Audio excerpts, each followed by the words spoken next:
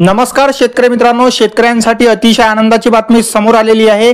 या 8 जिल्ह्यांमध्ये नुकसान भरपाई मिळणार आहे। शेतकरी मित्रांनो, महाराष्ट्र राज्यातील लाखो शेतकरी बांधवांसाठी एक अत्यंत दिलासादायक आणि महत्त्वपूर्ण अपडेट समोर आलेली आहे। 2025 मध्ये झालेल्या अतिवृष्टी, अवकाळी पाऊस आणि पुरामुळे ज्या शेतकऱ्यांचे मोठे नुकसान झाले आहे त्यांच्यासाठी शासनाने नुकसान भरपाईची घोषणा केली। पहिल्या टप्प्यात 8 जिल्ह्यांमधील शेतकऱ्यांसाठी निधी मंजूर करण्यात आला। त्यामुळे बाधित शेतकऱ्याला काही प्रमाणात आर्थिक आधार मिळणार आहे। शेतकरी मित्रांनो, आता पहिल्या टप्प्यात कोणते 8 जिल्हे आहे आणि किती निधी मंजूर झालेला आहे ते बघूया। नुकसानीचे पंचनामे पूर्ण झाल्यावर 8 जिल्ह्यातील शेतकऱ्यांसाठी पहिल्या टप्प्यात निधी मंजूर करण्यात आलेला आहे। तर त्यासाठी 8 जिल्हे कोणते आहेत ते बघूया। शेतकरी मित्रांनो, त्यासाठी नागपूर, वर्धा, चंद्रपूर, हिंगोली, सोलापूर यासाठी 73,54,03,000 रुपये एवढा निधी मंजूर झालेला आहे।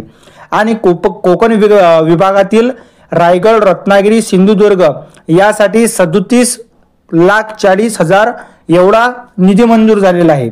इतर जिल्ह्यांना पैसे कधी? शेतकरी मित्रांनो, हा महत्त्वाचा मुद्दा। या जिल्ह्यांची यादी अजून जाहीर झाली नाही, त्यांनी काळजी करण्याची गरज नाही। पुढील कारवाई खालीलप्रमाणे: पंचनामे सुरू। इतर जिल्ह्यांमध्ये नुकसानीचे पंचनामे अजूनही सुरू आहेत। पंचनाम्याचे काम पूर्ण होताच प्रशासनाकडून प्रस्ताव शासनाकडे पाठवले जातील।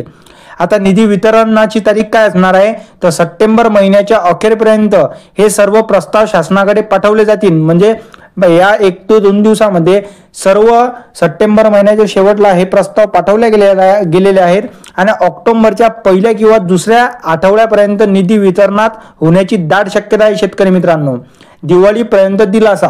दिवाळीपूर्वी शेतकऱ्यांच्या खात्यावर ही नुकसान भरपाई जमा होईल अशी अपेक्षा आहे। एकूण अपेक्षित निधी किती आहे?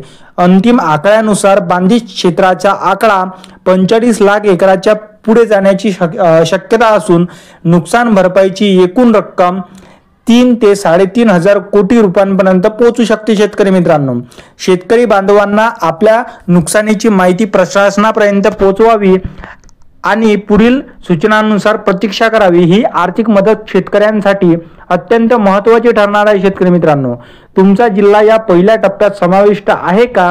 तुमचा जिल्हा समाविष्ट नसल्यास पंचनाम्याचे काम पूर्ण झाले आहे की नाही हे आम्हाला तुम्ही कमेंट मार्फत सांगा। शेतकरी मित्रांनो, व्हिडिओ जर आवडला असेल तर व्हिडिओला नक्की लाईक करा। धन्यवाद।